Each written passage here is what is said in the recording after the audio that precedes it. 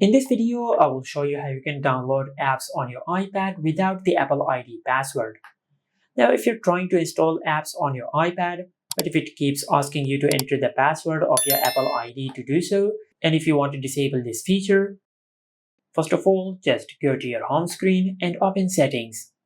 Under Settings, just tap on Touch ID and Passcode, then enter your lock screen passcode.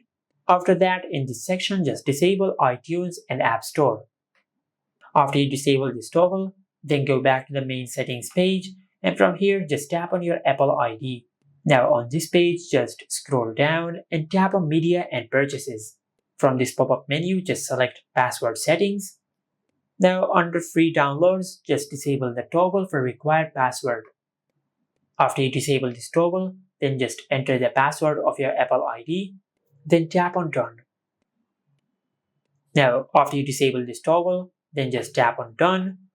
Now if you go back to the home screen and if you try to install any app from your iPad, for example, let's download this app. As you can see, we have successfully installed this app without needing to enter the password of our Apple ID. Just like that. And this is it. Make sure to like, comment, and subscribe. Thank you for watching.